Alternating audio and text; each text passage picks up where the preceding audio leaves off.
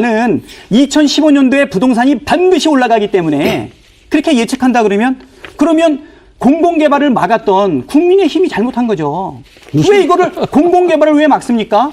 철저하게 막아가지고 민간 공동개발 사업을 했던 거고요. 협약을 할 때 2,600억 정도가 공원조성비예요. 네.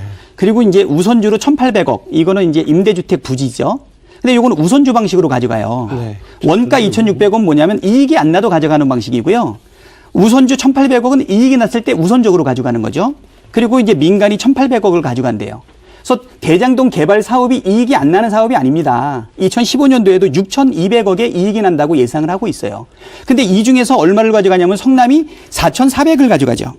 4,400을. 그리고 그러다 보니까 공공 환수 비율이 70%에 해당이 돼요. 근데 지금 조경태 위원님이 말씀하셨던 이 터널과 관련된 것은 2017년도에 PF가 일어나서 성공할 것 같은 이 궤도에 올랐을 때 추가적으로 920억에다가 공원에 주차장 200억을 추가해서 1,100억을 가져가요. 그래서 5,500억을 환수하게 되는데 요 금액이 공공비율이 75%입니다. 알겠습니다. 이 표를 자꾸 제가 급히 써가지고 왔는데요. 보세요. 그거 이해할 시청자 아무도 아니, 없어요. 제가 요 숫자 이해할 시청자 아무도 없어요. 제가 요 자, 원래 민간 사업자가 가져가기로 했던 예상 금액이 얼마였냐면 1,800억이었죠. 2,200억이 증가했어요. 얼마 사이에? 2015년에서 2021년 사이에. 근데 아까 권성동 의원님도 말씀하셨지만 대장동 총 규모가 28만 평이에요.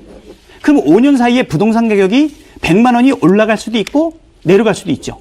그럼 2015년도에 반드시 부동산이 올라간다고 확신할 수 있냐는 거예요.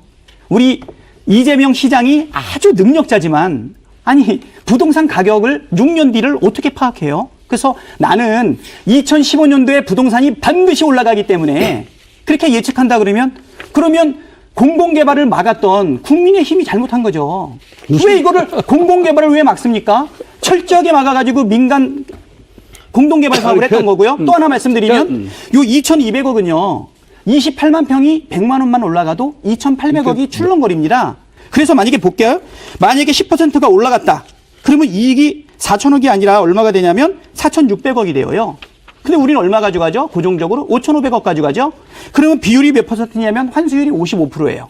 근데 만약에 100만 원이 감소해서 2,800만 원이 빠진다면 그러면 민간 사업자는 이익이 빵이 됩니다. 네네. 우리는 얼마가 되죠?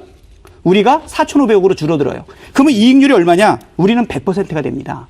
이건 무슨 얘기냐면 2015년도 시점에 5, 6년 뒤에 부동산 가격이 반드시 오른다라고 판단을 하면 당연히 공공개발 100% 해야죠. 그거 왜 막습니까? 추가적으로 환수조항 얘기하는 게 언제죠? 2015년 7월 정도 되죠. 근데 우선협상 대상자는 언제 만들어졌냐면 3월 달에 결정이 되지 않습니까? 그 사이에 추가 이익을 환수하자라고 얘기하는 건 뭐냐면 미래에 발생할지도 모르는 보통주의 잔여 이익을 일부라도 참여하기 위해서 지금 위험을 전혀 부담하지 않고 있는 원가 방식의 3,700억, 우선주 1,800억을 희생을 해라는 얘기예요.